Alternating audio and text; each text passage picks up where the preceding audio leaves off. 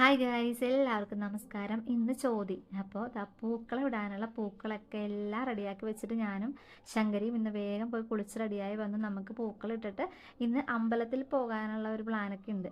അപ്പോൾ അതിനായിട്ട് അമ്മ കെട്ടണ പോലെ തന്നെ മുടി കെട്ടി തന്നോന്നുകൊണ്ട് ഞാൻ അങ്ങനെയൊക്കെ എങ്ങനെയൊക്കെ ഒപ്പിച്ച് വലിച്ച് കെട്ടിയൊക്കെ വെച്ച് കൊടുത്ത് മുടി. അപ്പോൾ എനിക്കിന്ന് പൂവൊന്നും കിട്ടാത്ത ഒരു വിഷമത്തിലായിരുന്നു കേട്ടോ. പക്ഷെ അപ്പുറത്തെ വീട്ടിലെ ചേച്ചി അവർക്ക് ഒത്തിരി ചെമ്പരത്തി ഉണ്ടായെന്ന് പറഞ്ഞു. അപ്പോൾ ഞാൻ ചെമ്പരത്തി പറിക്കാൻ പോയപ്പോൾ അവിടെ നിന്ന് ഇവിടുന്ന് എനിക്ക് മന്ദാരം, നമ്പ്യാർവട്ടം അങ്ങനെ കുറച്ച് പൂവൊക്കെ കിട്ടി.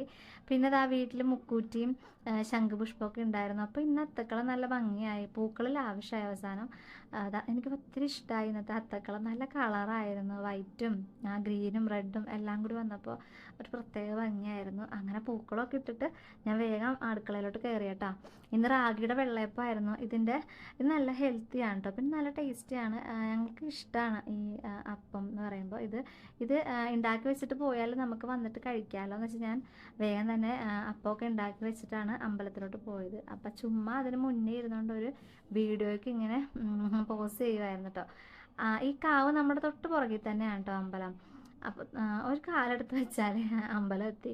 അങ്ങനെ ഇവിടെ ഇന്നും നിത്യപൂജ ഒന്നും ഇല്ല, നമ്മുടെ വിശേഷാൽ ദിവസങ്ങളിൽ മാത്രമാണ് പൂജ. അപ്പം ഞാനാണെങ്കിലും കുറച്ച് ദിവസമായി അമ്പലത്തിലൊക്കെ പോയിട്ടുണ്ടായിരുന്നു കേട്ടോ.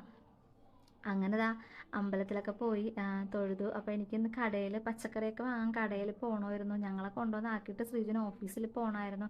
അപ്പോൾ പിന്നെ വേഗം അവിടെ നിന്ന് ഞങ്ങൾ പ്രാർത്ഥിച്ചിട്ട് ഇറങ്ങി ഓടി വന്ന് ബ്രേക്ക്ഫാസ്റ്റൊക്കെ കഴിച്ചിട്ട് ഞങ്ങൾ നേരെ കടയിലോട്ട് പോയിട്ടോ.